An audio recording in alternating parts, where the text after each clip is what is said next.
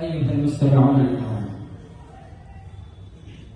نظرا إلى هذه الأهمية البالغة نظر وتفكر رئيس الجامعة ومدير التعليم سماحة الشيخ مولانا القارئ محمد فاروق الجامعي حفظه الله ورعاه، ومدير شؤون التعليم سماحة الشيخ مولانا محمد شميم عادل القاسمي حفظه الله ورعاه، وأقام جمعية النادي الأدبي فنعقد برنامجا عربيا خطابيا أسبوعيا كل يوم خميس في الساعة الأخيرة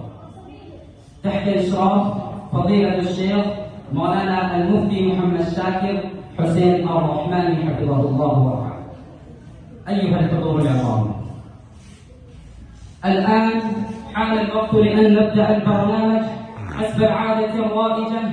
وقد كانت عادة السلف والمتقدمين أنهم افتتحوا أي حفلة دينية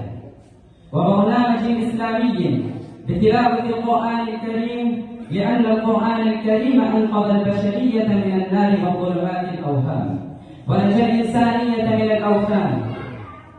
وهدى المؤمنين إلى صراط مستقيم، وأعطى الإنسانية حقوقها. فلذلك أدعو لتلاوة القرآن الكريم الأخ محمد بلال من الصف الرابع العربي أن يستهل البرنامج بتلاوة آيات من القرآن الحكيم بصوت جميل وبلهجة مطربة جذابة، فليتقدم مشكورا.